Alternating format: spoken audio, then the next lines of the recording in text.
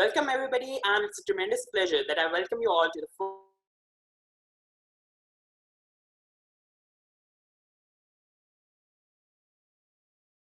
everyone together. An opportunity to present your hard work accomplished in last 6 weeks under the supervision of our esteemed advisor under the umbrella of our flagship summer research program.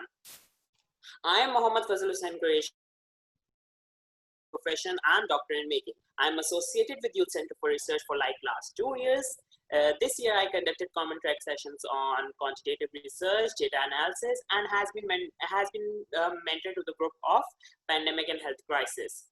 Over the next hour, we will be hosting 2 presentations by group of education and innovation and pandemic and health crisis. But more importantly, we will be spending valuable learning time with each and every one of you, so you can know that your voice is not only being heard but valued.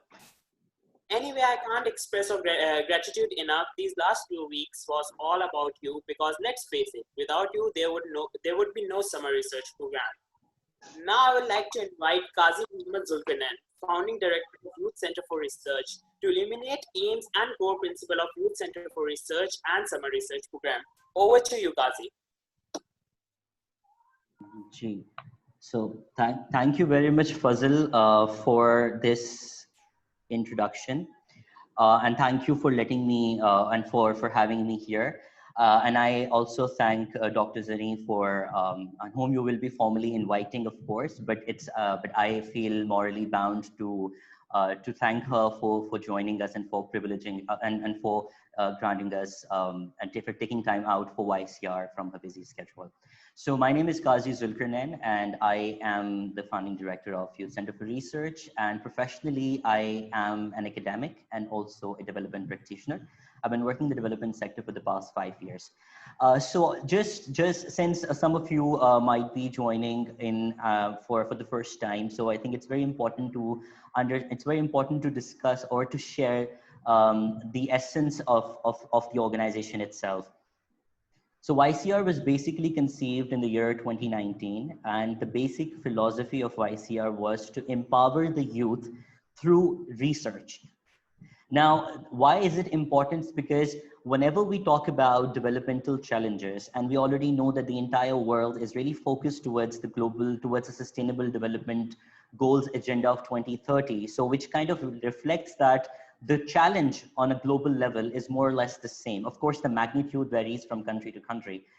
But when it comes to developmental challenges, these challenges they have multiple dimensions, and understanding these dimensions and these challenges holistically is important before we can actually do something about it, before we can advocate to spearhead change. So that's why YCR actually believes that it provides impetus, or it provides substance to youth advocacy by enabling them to understand these challenges through collaborative and transnational research. So, and this was the very basic idea behind the summer research program as well. So every year we conduct a flagship program. The very first program was convened in the year 2019, which was a national program because the participants were mainly Pakistanis. But this year we have a transnational program in which participants have joined in from 12 different countries for the span of 6 weeks. And they researched on 6 different themes, and all of those themes were drawn from the SDGs. And out of those 6 themes, 2 of the themes will be discussed today. And the participants who were researching on education, innovation, and pandemic and health crises will be presenting what they actually understood through these 6 weeks and what have been their learnings. So this is basically what the idea of YCR is, and that is what we are trying to inculcate. As a planned post-summer research program, we are aiming for an international conference as well, in which again we perhaps will be disturbing Dr. Zarrin again, and we might as well ask her to join in for the international conference as well. So that is still in the making. We are planning on it, and we will keep everyone posted with the developments of the planning of the international conference. So with that being said, I won't consume more of your time, so I'll give the floor back to you, Fazil, and you can take the program forward. Thank you very much. Thank you so much, Qazi, for those inspirational words. Now I would like to welcome our guest judge for today's session, Dr. Zarrin Siddiqui. Associate Professor Dr. Zarrin Siddiqui has received her MBBS degree from Sindh Medical University in 1989. She did her specialization in psychiatry and received MCPS degree from College of Physicians and Surgeons in 2000. She moved to Australia and completed her Master's in Educational Study from Adelaide University and later completed her PhD in Medical Education from University of Western Australia in 2013. Her experiences spans over more than 20 years, beginning in 1995 at the Department of Medical Education, which was designated at WHO Collaborating Center for Educational Development, Health Professionalism in Eastern Mediterranean region. Dr. Zarrin is currently on secondment setting a new medical school in Hanoi. She is working as an MD program director in Vin University Australia.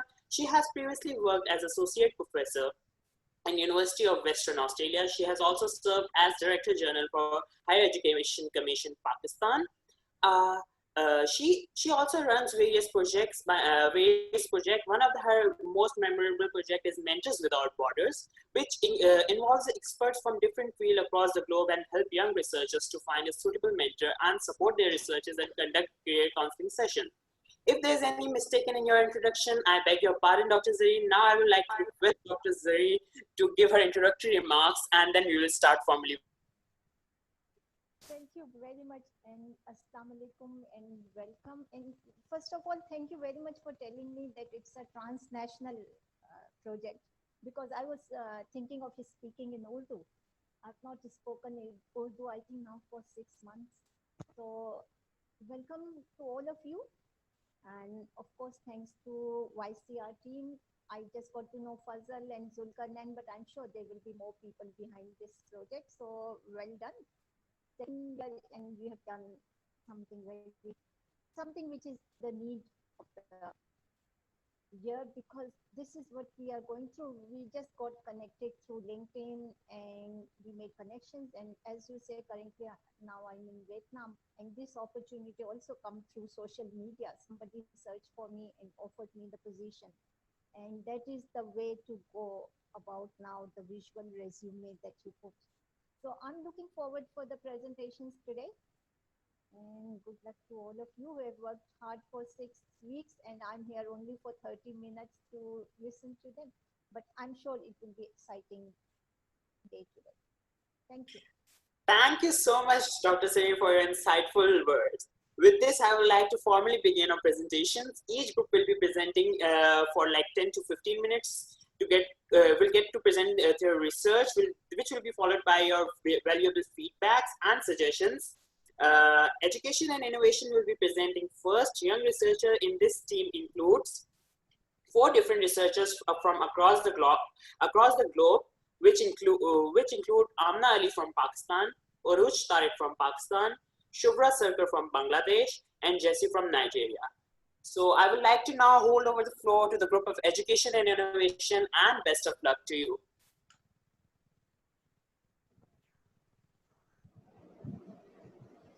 Hello, hi everyone. My name is Amna Ali. Can you guys hear me and see me? Very well. Okay, yes, thank you. We can. Thank you so much. So I would like to start off by saying my introduction. My name is Amna Ali, and I would like to first off thank the YCR management team for giving me the opportunity to be a part of this program. I would also like to thank the director, the management, the advisor, and our facilitator for exceptional guidance. And I would also like to thank Dr. Zarrin Siddiqui for giving her time for listening to our presentation. Can I share screen? Okay. So let's begin our presentation.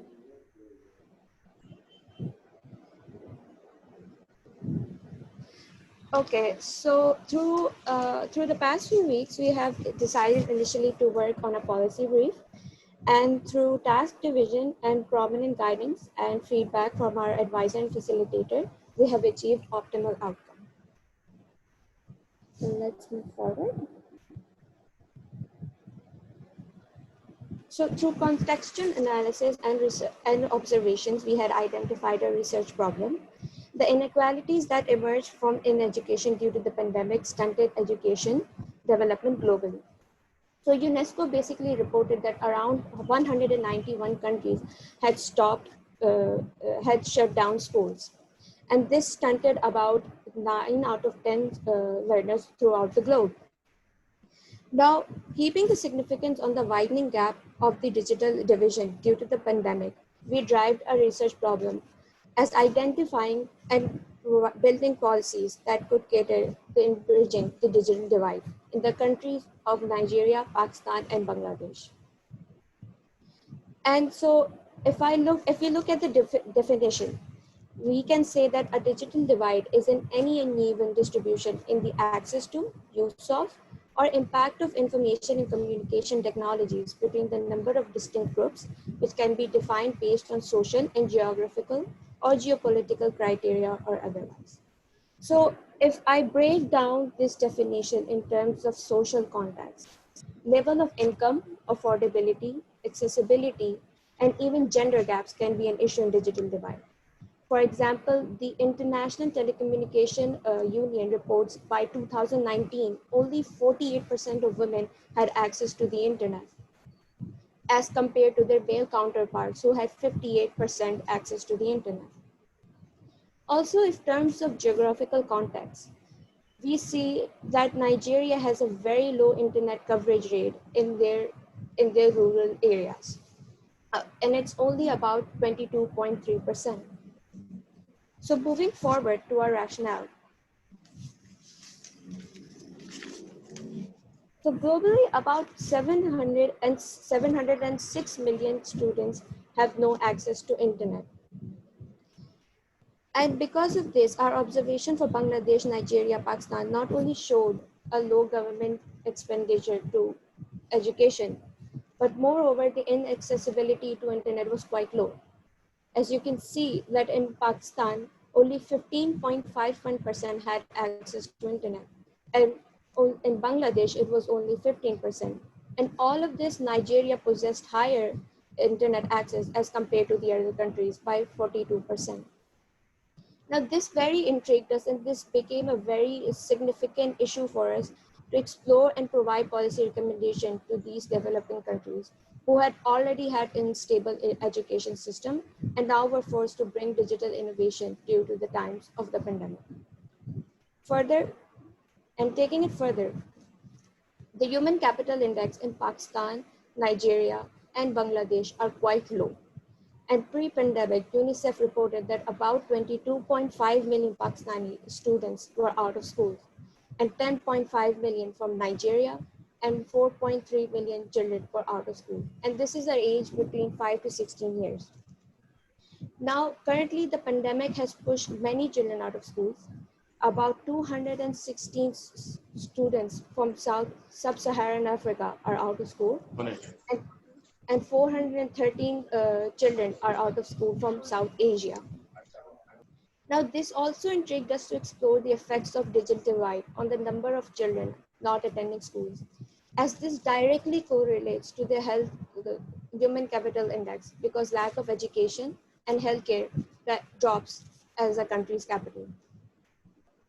Moving forward for our research methodology, our research methodology was quite simple because it maps a very simple guideline to follow. We primarily focused on collecting secondary data. Our resources was from qualitative secondary data and quantitative statistics. And our main methodology was literature reviewing. We reviewed journals, articles, and relevant studies. Our thematic backgrounds was innovation pedagogies, alternative ways to alternative learning pathways, government expenditure on education, and IC development. Also, we used a technique, a snowballing technique, which was a strategical technique where we built further rationale by studying more studies from the bibliography of the initial studies we had found. So moving forward to our critical debates. So on the 29th of January, the acting Prime Minister, then and now, Sheikh Hasina, made a promptable opinion on the news, saying that she believes that the allocation of education budget is an investment rather than an expense. And this implied that there was a perception, a social and political perception of perceiving education as expense rather than an investment. It was also seen in the National Bangladesh Development Digital Bangladesh Agenda 2030 that ICT development, the overall integration of ICTs would lead to a better human capital development, therefore better trained and skilled human resources.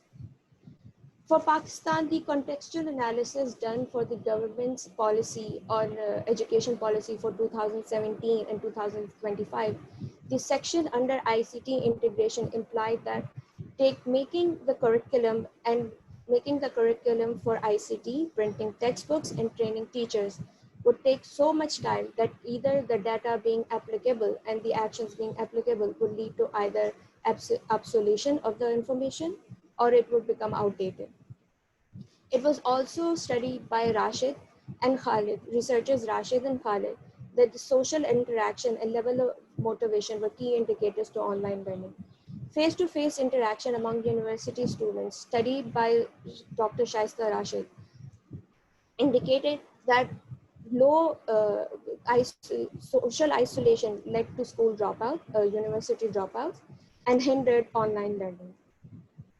So for Nigeria, we also saw the first initial national policy for ICT integration, known as FRN 2001, in which there were three objectives.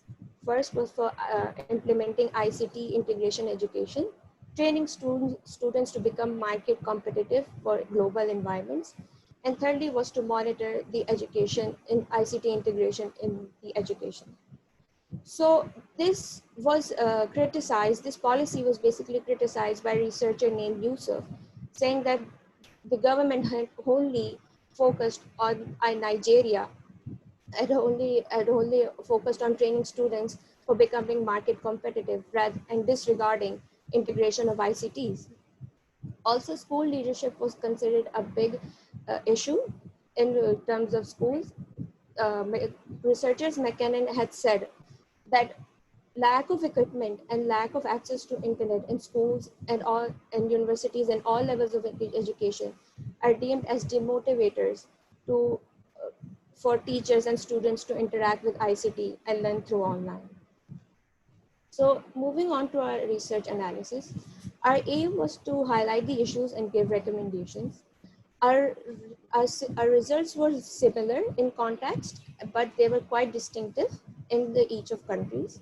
The major issues that they were highlighted was poor internet infrastructure, inefficient policies in ICT, and poor professional training. For research, we use relevant statistics on the internet usage, government GDP spending on education, and human capital index. After moving forward, we look at the result analysis. So for Pakistan, Bangladesh, and Nigeria, internet accessibility was a common issue. For Bangladesh and Nigeria, lack of ICT trainings was also seen. In separate, if we look at the context, high number of out-of-school children was seen. UNICEF reported that the world's second highest out-of-school children was in Pakistan, about 22.5 million. Now, if we look and if we see that Pakistan is a agricultural economy and about 35 million of the population is engaged in agriculture. So the children of these occupants are subjected to parental occupations, and they either have to help their parents in working on crops, in the crop cutting seasons, and this leads to children's dropping out of schools. So also it was seen that Pakistan had a very low government spending by 2.4%. Now the World Economic Forum says that the highest GDP spending for now is of Norway, that is 7.8%. But ideally, the World Economic Forum sets an ideal GDP spending that is by 4.8% on developing countries, realizing that developing countries are constrained by their political, social, environmental, and technological constraints. So for Bangladesh, it was seen that there is an inaccessibility to public data. The the access to information program in the manifesto of Digital Bangladesh 2030 show that the government is trying to work on providing accessibility to data throughout the country. But it was also seen that in by the ITU, the International Telecommunication Union Index, that only 10% had access to internet and had benefit from the information age. Also, an issue was seen that there was low priority given to ICT development. There was not much said on this issue, and there was not proper integration on the issue of how to implement ICT in the whole on the whole development sector, as in for economy and education and healthcare. For Nigeria, as seen, as it was also discussed in the literature review, that there is a poor integration of ICT in curriculum and also lack of proper technology.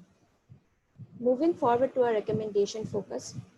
So for our recommendation focus, there are two contexts. The broader focus was for advocating the need for proper ICT integration in the academic curriculum.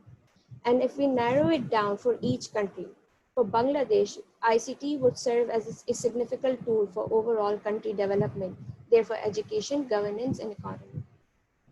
So the World Economic Forum, for this we use an example of Japan and their approach to developmental status.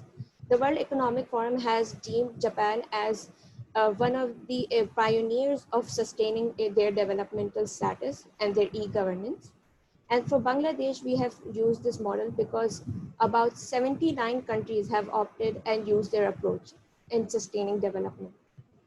For Pakistan, we consider that ICT as an alternative learning pathway to cope with COVID's effect on education and for academic integrity. So UNICEF has outlined for Pakistan that there should be a need for alternative learning pathways and for non-formal education. And this is because there's a high number of out-of-school children. Several programs has been made, but for now, in the COVID's impact, uh, the country's focus is providing education online. But we have internet infrastructure issues. So for that, offline recommendations have been made in the policy recommendation.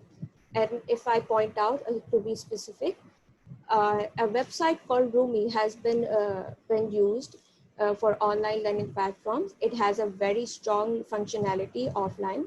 It provides micro learning courses for students for all. And for Nigeria, we can say that the direct, I'm so sorry. Yeah. So for Nigeria, Silver Montoya, the director of UNESCO Statistics, had said that reliable data from school-based surveys that includes evaluation and monitoring of school, ICT integration, which could inform education policy and practices and paint an accurate picture to what is available and used both by teachers and students. This also includes the availability of digital infrastructure, internet connectivity, and school activities that are used in ICT and teacher training. So these are the policy recommendations that we have come about. And on this note, I will end the presentation. Thank you. That was an amazing presentation, Amna Ali, and well done, Group of Education and Innovation. Now I would like to ask Dr. Zarrin to give her valuable remarks on the presentation. Thank you very much, Amna. That's beautifully presented. Can I see how many people we have got today? We've got more than 10. So first of all, I would like all of you to applaud Amna and the team. And if you do not know how to do it, you go to the reactions and yeah, I've already got one person doing that. So Thank you so much. That's a very good one. Congratulations. So well-defined presentations. Your topic was good. And before I even go further, I hope Sobra is feeling good now after this presentation. She's one of those group members who just escape in the last moment because I'm sick.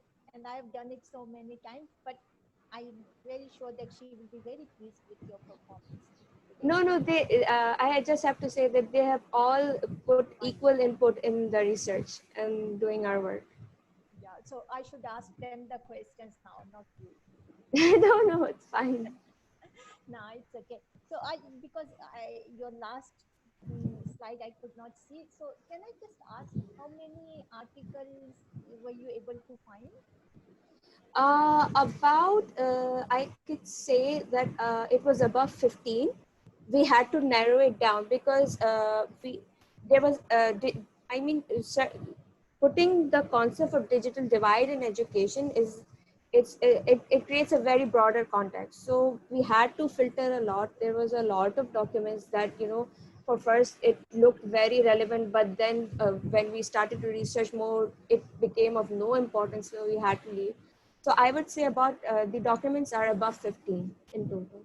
Good, good. Thank you. So I've got the number of the studies, and I did see you describing all the educational policies. And my apologies if I missed. Do you know which year was the Pakistani educational policy done? It was for 2017 to 2025. So it's for the current government then. Yeah. My only concern was that, and because I do not know much about Nigeria, so Jesse, sorry about that. But It's I'm fine, just ma'am. thinking that when you say that ICT infrastructure is not available, and even if you find recommendations and the things, I thought for Pakistan the problem is electricity. Unless we solve that, all these ICT recommendations do not really work. What is your opinion? Anybody from the Pakistani team can comment. I mean, the current statistics shows that the electricity access to electricity is by 69%, and yes, that is an issue for Pakistan. But in our policy recommendation, I have emphasized on using offline platforms that students can access, because this was noteworthy that about in terms of devices, Pakistani have a highest ratio of having handheld devices. So I believe that through handheld devices, students can learn, and there were relevant offline platforms that did not require any internet, that did not require any online sources. So I think students can use that to their benefit. Good, good, good. I don't have any questions, but are we letting other people ask questions? Anybody who wants to ask a question in the chat box? And I can Dr. Zarrin, can you please speak a bit louder because people are not like hearing you properly? Yes, yes, we can. I really am struggling to hear her right now.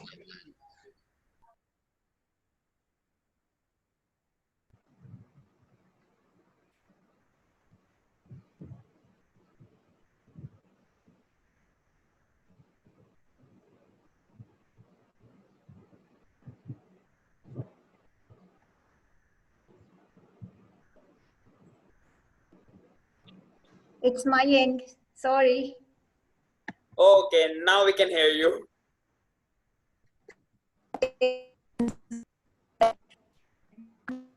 I'm there now. Okay. So I forgot where I was at the moment. I was just asking if any of the participants have got any questions, they can post in the chat box and we can ask. Anyone? Let's give 30 seconds. But while we are waiting for the others to ask, will you mind, Amna or any other team member, if you can post that link for me, the one that you were describing is used in Pakistan to download the offline material? Yeah, sure. Yeah, whenever you have time, it's for me. I did not know about that. And this is why these platforms are so important, that we all learn from each other. Thank you very much. Okay, so I don't think there are any questions. So now we'll be moving towards, secondly, we have a group of pandemic and health crisis presenting their research. The team comprises of 6 members. Ariba Sheikh from Pakistan, Abhiya Asghar from Pakistan, Neil Anthony Legend from Philippines, Noor Viresh Andrea from India, Rama Mohammed from Egypt, Alan Barani Patra from Ghana. So now the floor is yours. Pandemic health crisis. Go make me proud. Thank you, Fazil. Hello, everyone, and Assalamu alaikum. I'm sorry I won't be able to switch on my camera because of some network issues. So let us share our screen first. All right. So this is Abiha Asghar from Pakistan, representing Team Pandemic and Health Crisis. Currently, I'm pursuing my degree of Doctor of Veterinary Medicine. And first of all, I would like to thank Team YCR for providing us this wonderful platform to conduct research. And I would also like to thank our worthy Dr. Zarrin Siddiqui for giving us her valuable time. Now, I'm going to present a research that we conducted under the supervision of Youth Center for Research. So we have researched about COVID-19 and mental health, the effects of lockdown on mental health of young adults. So why this topic? Why our team decided to research over this? The reason is, in the realm of infectious diseases, a pandemic is the worst case scenario. There's a theory that every 100 years, a pandemic happens. In addition to causing mass level deaths, pandemics also affect the mental well-being of people, which is the most neglected aspect of human health in many parts of the world. Amidst COVID-19, high infectivity of the virus called for frequent self-isolation, maintaining personal hygiene, and imposing lockdowns to curb the spread. These measures, though proven to be effective, can be very overwhelming, and people may find the new normal stressful and unbearable. So, considering the gravity of the issue, our team decided to assess the mental health of young adults in Egypt, Ghana, India, Pakistan, and the Philippines during the COVID-19 lockdown, and to review the coping mechanisms in use by the youth of the aforementioned countries. So now over to the next speaker. Thank you.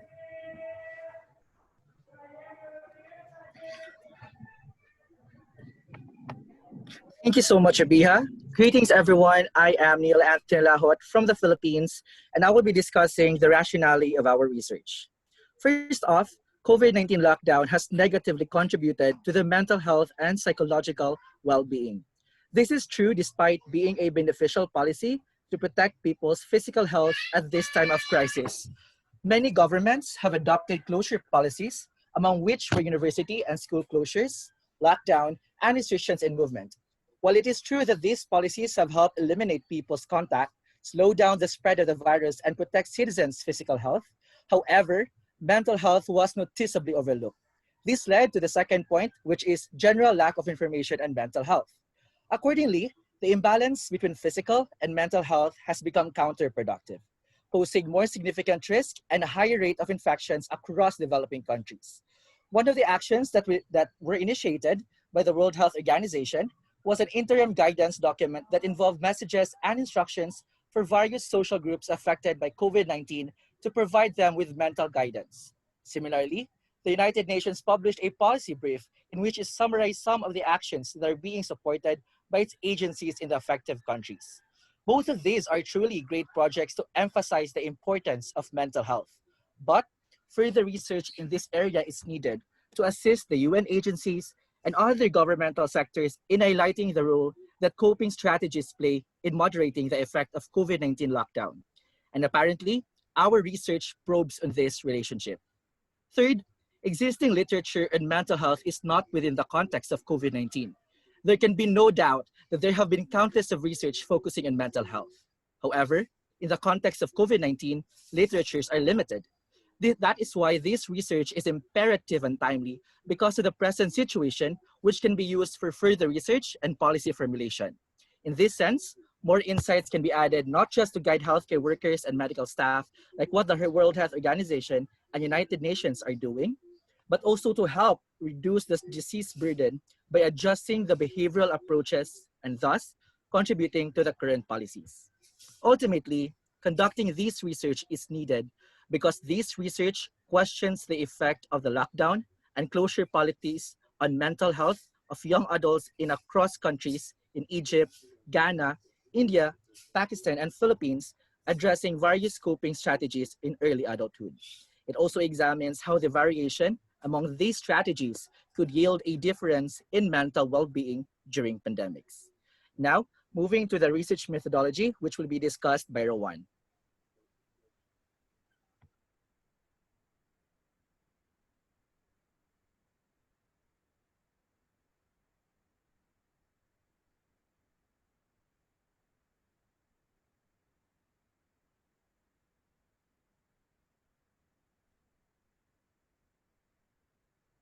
One mute. You can't hear.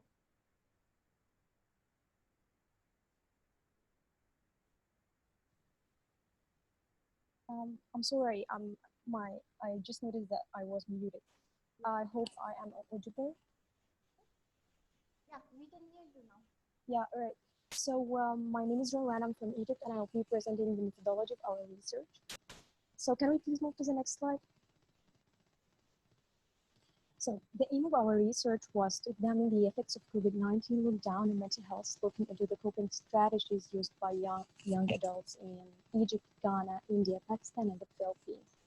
We hypothesized that anxiety, depression, and stress would increase in young adulthood in response to COVID-19 extended lockdown, and that the more the young adults use positive coping strategies like acceptance, emotional support, or active coping, the less the recourse of depression, anxiety, and stress would be.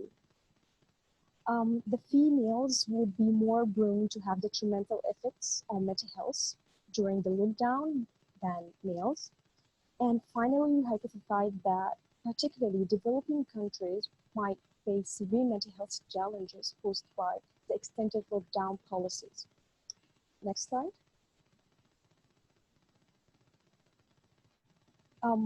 Our inclusion-exclusion criteria entail that the participants must range between the age of 18 to 30 years old.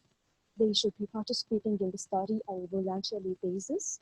They should be located in Egypt, Ghana, India, Pakistan, and the Philippines. They should not be suffering from any mental illness or chronic disease. They should also not be above the age of 30. And moving on to the study materials and tools used. We use social demographic characteristics like gender, age, educational level, marital status, parental status, employment, health condition, and religion.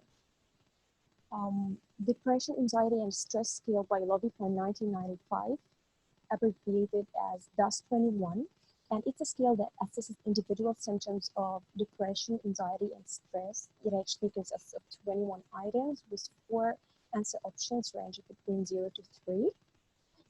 And the subscales are DAS-21 depression, DAS-21 anxiety, and DAS-21 stress, each of which has 7 items to be completed. And the third tool we used was the Prifco by Carver 1989. It's a 28-item self-report questionnaire designed to assess a wide range of coping responses for a wide range of conditions that, of course, include diseases, outbreak as well, which represents our current situation of COVID-19. That's why we were careful to use it.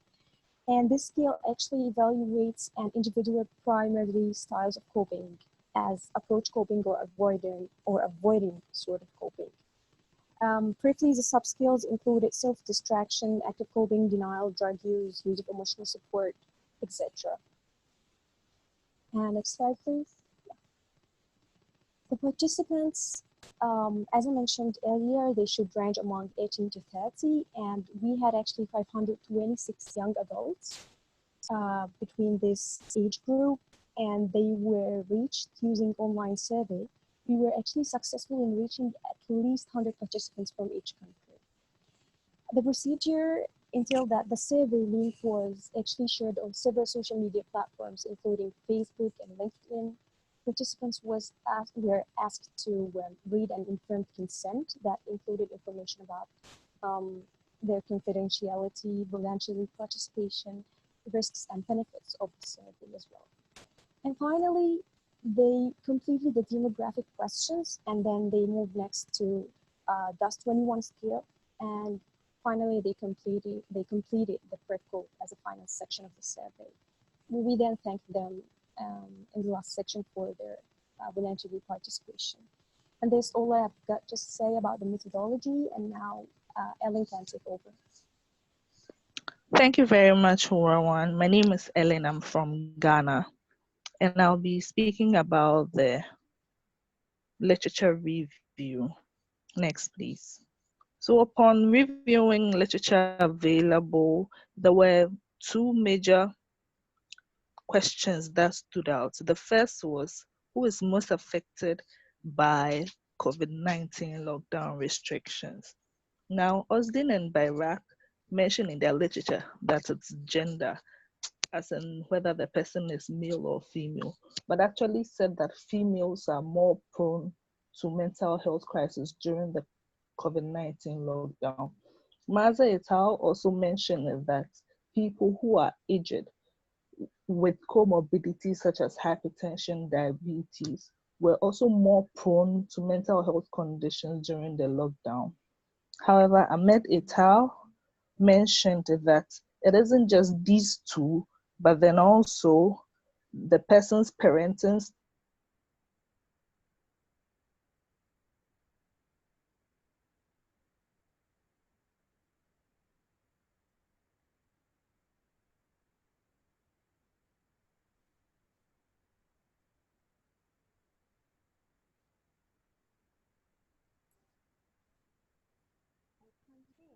Ellen, I think we have lost you. I can't hear you.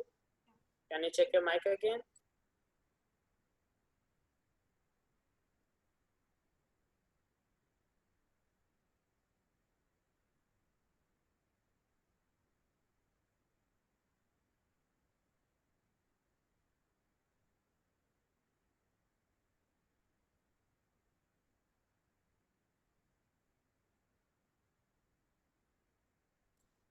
Okay, Ellen has some connectivity issues, so she will be joining back in a minute.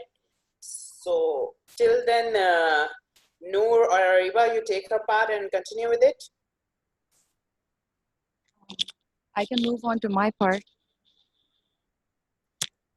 Sure, go ahead. So, hello, my name is Ariba. I'm from Pakistan, and currently I'm a fourth-year medical student. And I'll be talking about the results of our study. So basically, we took responses from 526 people, and out of which 317 were females and 209 were male. And the mean age that was analyzed was 22 years old. Next slide, please. So if you see this first graph, this shows the country-wise distribution of stress, anxiety, and depression scores, the three major domains of our study.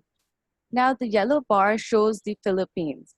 As you can see clearly that it is raised in all three of the domains, and followed by Egypt, Pakistan, India, and then lastly, you'll see this slight decrease in Ghanaian young adult population as they have been suffering from lesser degree of mental strain. Next slide, please. So further, we analyze the predictors that may have a possible association with the stress, anxiety, and depression scores. So we selected 11 predictors, out of which 4 had a positive association with our study. So coming to the first bar, which shows the stress. So gender has a major connection with stress. 317 females responded, out of which 33.5% have been suffering from a level of stress. Further, 26% of male have been suffering from stress. Moving on to the second part, that is educational status. Now, educational status, as you can see, it's common in all three of the domains. And most of the undergraduate population have been suffering from stress, anxiety, and depression altogether. And then there is people who responded yes to the question that stated friends and family. 38% responded yes, and they have been suffering from a major level of stress. Moving on to the second one, that is anxiety. Now, educational status, again, like I mentioned, undergraduates have been suffering the most. And then there is those who are currently students. 32% of them have been suffering with anxiety. Lastly, there is depression bar. educational status again. And then there is those who responded yes to the question if their friends and family have been infected with COVID. 40% of them responded to the question and they have been suffering with depression. Second slide, please. Okay.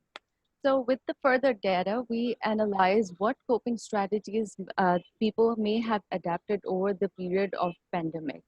So with this, this graph shows the country-wise distribution of coping strategies. Now, if you see this yellow cross at the top, so this shows the Filipino population. Most of the Filipinos are involved in self-distraction type of coping strategy. Secondly, there is Pakistan, which is mostly involved in religious type of coping strategies. And lastly, there is India, Ghana, and Egypt, which altogether are lie in the acceptance type of coping strategy. Now, we have further categorized these coping strategies into three major categories that are avoidance coping, neutral coping, and approach coping. Can you move to the previous slide, please? Okay, so self-distraction is categorized into avoidant coping, which is a negative type of coping. Further, acceptance coping is categorized into approach coping, which is a positive type of coping strategy. And lastly, religion is categorized as the neutral type of coping strategy. Next slide, please. So this graph shows the figurative representation of the coping strategies with the three major domains. So as you can see that clearly, most of the people who are suffering from mental strain are involved in avoidance type of coping strategy. And we can clearly relate why people have been suffering from a mental strain during this pandemic. Next slide, please. So these are the key findings from our results, that negative coping mechanisms pose higher levels of mental strain, positive have lesser levels of mental strain, gender, educational status, history of close friends being infected with corona are associated with stress. Students and educational status are associated with anxiety. Educational status and history of close friends being infected are associated with depression. Lastly, avoidance coping was the common mechanism of coping mechanism that individuals have opted over the period of pandemic. So moving the floor to Noor. Thank you so much, Ariba. Hello, everyone. I am Noor Andharia from India, and I'll be talking about the recommendations of our study. Next slide, please. Yes, so like Ariba mentioned, that findings of the study suggest that more increased levels of stress were identified in the individuals who adopted negative coping strategies. So healthcare professionals, NGOs, and other institutes that actually work with the youth can start telehealth initiative for people who display such patterns of coping mechanisms because they are more likely to be stressful. Also, there is a significant association found between stress, anxiety, depression, and gender, educational status, and people who have a history of close friend or family member infected with the pandemic. So interventions and mental health initiatives can be designed for these population to increase social engagement, support, and help these individuals to develop more resilience. Also, findings of the study show that the respondents who adopted positive coping mechanisms showed lower scores on stress, depression, or anxiety, like the population in Ghana. So the practitioners, psychologists, and policymakers can plan workshops, conferences, seminars, and awareness campaigns to develop healthy and effective coping strategies amongst the public, discouraging the negative approaches. Further, the study also highlights the problem to the policymakers to discuss further actions to alleviate the burden of COVID-19 pandemic, which can help them plan schemes and support services for the youth. The countries can also start national COVID-19 helpline, which will be like a call center in which anyone who feels that they are under psychological distress can actually seek help. Next slide, please. Yes, so the recommendations for the further study are because our study had a very limited time, so we could not cater larger sample or wider demography, which can be done in the further study. Also, the questionnaires that we used were not the detailed one, so a more detailed questionnaire can be used in the further study. We did a quantitative study, and a qualitative study can be done for the further studies. That's all from my side. Thank you so much. Okay, can we go back to Ellen's part? Ellen, you can do your part. Okay, thank you very much, and I apologize once again. And so I was saying that there were two major questions that stood out in the literature review, and the first of those was that who was most affected. And I also said that Osden and Bayrak mentioned that the female gender was more affected by the COVID-19 restrictions. Maza et al. Mentioned that aged with comorbidities such as hypertension, diabetes were more affected with COVID-19 restrictions. And Ahmed et al. Mentioned that it isn't just these two factors, but also the marital status, the parental status of the individual, the employment status, even their religion or their family size can also affect how they respond to COVID-19. Next slide, please. The next question was, what is the most common coping mechanism? Now, Chiu et al. Mentioned that people who employ social support, people employed more social support during that period. Shesta et al. Mentioned that people relied on counseling, online counseling services. Viana and Delira also mentioned that games that had exercise as part of them, which is called exergaming, those were the ways that young people were trying to cope with the COVID-19 restrictions. And also King et al. Confirmed the gaming aspect, that young people really enjoyed gaming during the COVID-19 lockdown to be able to cope with the restrictions. So these were the literature that informed our decision to go ahead with the research that we had. Thank you very much. Okay, so that was a remarkable presentation, a bit longer than the estimated time. So I would like to ask Dr. Zarrin to give her valuable feedback on this presentation. Thank you very much, but again, let's give them applause. Well done. 5 countries, I guess, and great collaboration between 5 countries. I was amazed. I've got just few comments.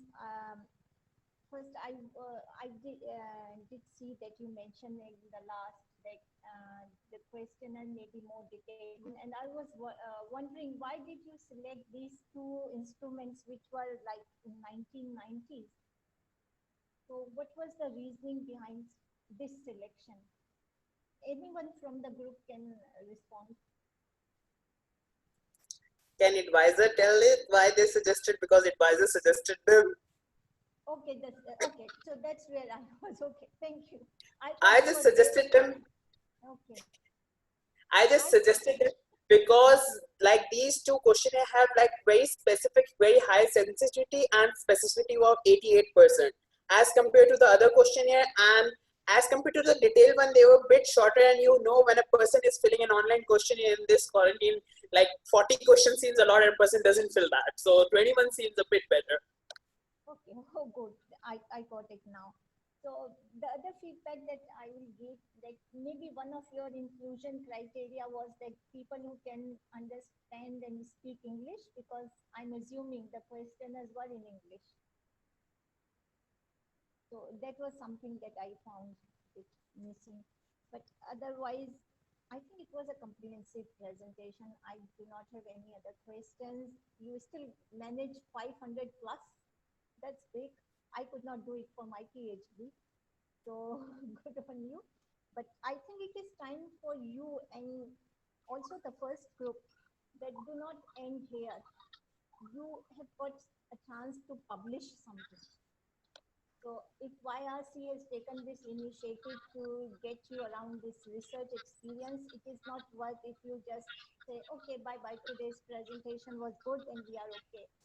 These collaborations need to continue and you need to do more than just presenting today. So again, anybody else has got a question, we can ask now. Okay, so now we would like to open the floor for the participants to ask questions from our judge if they have any questions. Oh, okay, oh, I didn't know that part. Please go ahead. I have one just for the starting. So what future do you see in the field of education for the low-income countries, considering the pandemic? I lost your last half of the sentence. What future do you see in the field of education for the low-income countries, considering the destruction and damage caused by this pandemic? I will differ that there is destruction caused by COVID. I think COVID is bringing us more stronger than before. So for me, the future is bright. If this is the younger generation who is keen to make the change. Because when I was reading those things that we should have a telehealth or COVID helpline, and I was resisting myself to ask, why not you start something? A counseling, a student peer support group. So I will not say that the future is not bright, future is bright. Students are learning. Like I give you example of us as faculty. People who were not keen to start online learning, suddenly they all have learned within last 6 weeks how to manage online learning, what are the lessons learned. From first semester to second semester, I'm sure that it is getting better. So the future is bright. We just need to find the right resources and use them very efficiently. So not everybody is doing the same thing. We need to again collaborate within countries, within our own states, and then go and learn from others. Like the online learning platform Rumi that the previous group suggested, why not replicate the same resources to other countries and say, hang on, you can use this and we can use yours. So it is time for us to work together to beat COVID-19 and to make our future brighter. Thanks. Okay, so we have any question from our participants? Please go ahead.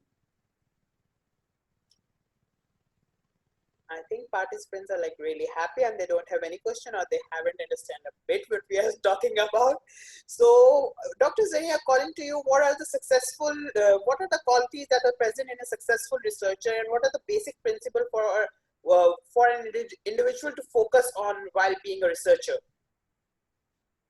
Being a researcher, I think you need to read a lot. You need to be constantly knowing what is being published. So again, say you are not doing the same thing again and again, and then you get to know, oh, someone else has done. So the first thing is read. I used to read one article every day, if not the whole journal, but I've got the links to all the journals. As soon as the new issue is published, I get the table of content immediately.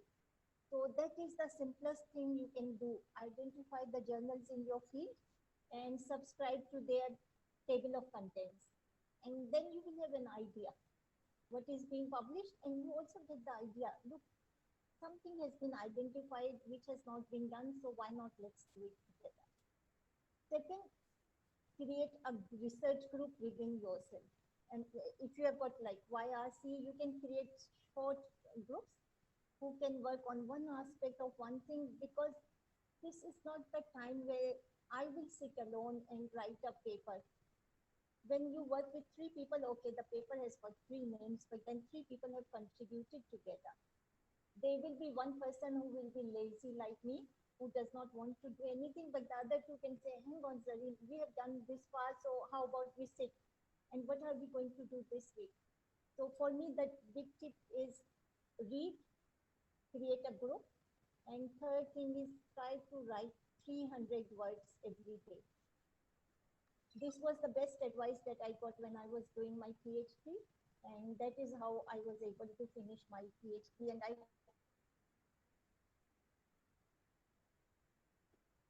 you, it is not 3 weeks, but because we have got a research proposal, so I was able to manage. But after 10 days, I could think of what I'm going to write tomorrow in those 300 words. Other people have advised that you do it first thing in the morning. Again, it depends on you people. I'm the one who works late at night. So for me, the best time to write it at night. So just because somebody says that morning is the best time, if it does not suit you, it does not suit you. You find your own comfort zone and follow that. That was really insightful and exciting to hear. So, Dr. Zarrin, where do you see YCR in future? YCR should immediately change its name to IYCR because you are international. And you should also explore what are the student journals which are published currently. I don't think there is any student journal in Pakistan. So maybe a student body can create one student journal. The other thing that I will recommend to you is form a small ethics body within YCR. So all these research projects that have come, within first week they should get ethics approval. So then you are safe from any criticism. Okay, you did not get ethics approval, even if it is just for the purpose of learning. That first step will take these young researchers a long way in their career. Okay, so I think Amna has a question for you. Amna, go ahead. Please. So I wanted to ask, when we were researching, we came upon a lot of online courses for students. There's this terminology called massive online open courses, and websites like edX and Coursera, they provide these courses. So do you think after this pandemic, could these courses become, can serve for a longer term for university level students? I think these courses were always available to the students. It's not something new, but because of COVID, people are more aware about them. But these courses have been there for like, I think almost 10 years now. Yes. And can you think that this could serve as a substitute for actual university education? I don't think so.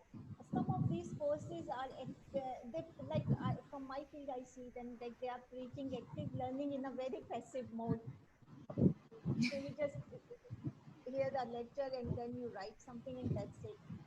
I don't see it as a substitute because university life is very different than just learning in the classroom. When you go to a university, you meet people, you learn more than just academics. So I will not see them as a substitute, but they are definitely something to learn. So like in my area, it is all about flipped classroom now. Flipped classroom is that you will attend these lectures and these courses before coming to the class. And class is all about discussions, and discussions may take a form of today's session or something online or something where you interact with your own peers in your own space. So it's not just that this particular move will substitute. So for me, university is something big and an experience which everybody should get once. Okay, now we have a question from Rama. So please go on, Rama. Doctor, I just wanted to ask for your personal advice. Becoming the researcher is a long journey, and this program was actually my first experience, and I'm so thankful and grateful for it. But I wanted to ask for your personal advice because it was actually my first step forward, and yeah. Fazal, can you repeat the question for me? I could not hear Rama, there was a lot of disturbance in your voice. Either you write the question in the chat box and then we can answer it. Am I audible like this? Yeah. Yeah. All right. I was just asking that I wanted to ask for your personal advice, doctor, because research is really a long journey, and becoming a researcher is not that, like piece of cake. And actually, SFU was my first experience ever. It's considered to be my first step forward, and I'm of course grateful for this. But what I see that it's not really for everyone to become a researcher, and I want to ask for your personal advice.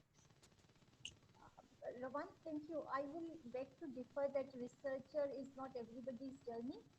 Actually, research is ingrained in everybody's nature. And I always give example, when we were young, we used to look at the moon, and everybody wants to go to the moon. You like flowers. So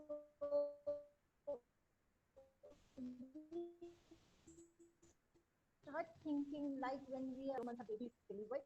How it all happens. So these are the questions that we start when we are young. Again, it is our curriculum and our schooling which destroys our research skills. So you just have to ignite it again. Research is also not a very long journey. If you can form some productive teams and you really work together, and I'm always emphasizing working together. It is a lonely journey when you do a PhD. But otherwise, for a researcher, you all have come from different countries, and within a span of 6 weeks, you have produced something which is amazing. So you can find like-minded people, you can work together, and I think research is for everyone to do something. Ask your younger sisters and brothers to write small blogs about something. They will learn something from the internet, which is using your time efficiently, and make the best use of social media and other platforms that are available to you and were not available to us when we were young. So good luck for your first step in this journey. I hope that answers your question, Rava. So now I'd like to conclude our session. It's already 11 minutes overdue, and Dr. Zarrin has a very tough schedule. I'm sorry for that. So I would like to conclude the session by thanking Dr. Zarrin for giving us her time from a very busy schedule. And YCR will be eternally indebted for her presence today. I would like to congratulate all the participants for their successful presentation and wish the rest of the participants best of luck for their presentation in another session, which is scheduled today at 2:30. So Dr. Zarrin, if you have any concluding remarks, then we will end the chat. Thank you very much. As I said, I learned lots. That's the best part. So thank you very much for inviting, and hope to collaborate in any way that I can. Okay, thank you so much. So until next time, goodbye for all of you. And now I'll end the call. So thank you so much once again.